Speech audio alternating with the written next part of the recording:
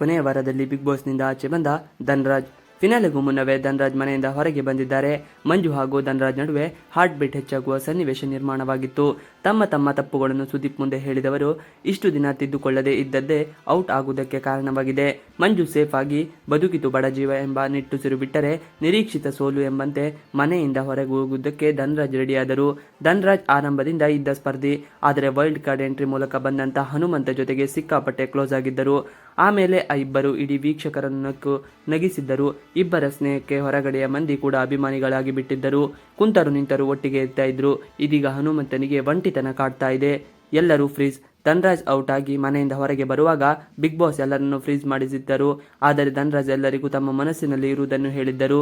ಧನ್ರಾಜ್ ಮಾತು ಕೇಳಿ ಭವ್ಯ ಹಾಗೂ ಮಂಜಣ್ಣ, ತ್ರಿವಿಕ್ರಮ್ ಕಣ್ಣೀರು ಹಾಕಿದರು. ಧನ್ರಾಜ್ ಹೊರಗೆ ಬರುವ ತನಕವೂ ಯಾರನ್ನು ಬಿಗ್ ಬಾಸ್ ರಿಲೀಸ್ ಮಾಡಲೇ ಇಲ್ಲ. ಅದೊಂದು ಬೇಸರ ಸಂಗತಿಯಾಗಿತ್ತು ಮನೆಯೊಳಗಿದ್ದವರಿಗೆ. ಮಾತೆ ಬರ್ತಿಲ್ಲ ಹನುಮಂತಿಗೆ. ಧನ್ರಾಜ್ ಮನೆಯಿಂದ ಹೊರಗೆ ಬಂದು ಸುದೀಪ್ ಅವರ ಜೊತೆಗೆ ವೇದಿಕೆ ಸೇರಿದ ಮೇಲೆ ಎಲ್ಲರನ್ನೂ ರಿಲೀಸ್ ಮಾಡಿದರು. ಅಷ್ಟರಲ್ಲಿ ಧನು ಯಾರ ಕಣ್ಣಿಗೂ ಕಾಣಿಸಲಿಲ್ಲ.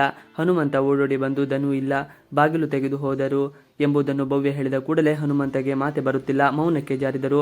ಇನ್ನು ಇರೋದು ಒಂದೇ ವಾರ, ಯಾಕೆ ಬೇಜಾರು ಮಾಡ್ಕೊಳ್ತೀಯಾ, ಸಿಗ್ತಾರೆ ಬಿಡು, ನಾವೆಲ್ಲ ಇಲ್ವಾ ಅಂತ ಹೇಳಿದ್ರು. ಹನುಮಂತ ಮಾತನಾಡುವ ಸ್ಥಿತಿಯಲ್ಲಿ ಇರಲಿಲ್ಲ. ಸುಮ್ಮನೆ ಅಲ್ಲಿಂದ ನಡೆದು ಬಿಟ್ಟರು. ಧನ್ರಾಜ್ ಹೊಗಳಿಕೆ. ಸುದೀಪ್ ಅವರೊಟ್ಟಿಗೆ ವೇದಿಕೆ ಬಂದ ಕೂಡಲೇ ಫಿನಾಲೆಯಲ್ಲಿ ನಾನು ಇರಬೇಕಿತ್ತು ಸರ್, ತುಂಬ ಬೇಸರ ಆಗ್ತಾ ಇದೆ ಎಂದು ಧನು ತಕ್ಷಣ ಹನುಮಂತು ಬಗ್ಗೆ ಮಾತನಾಡಿದರು.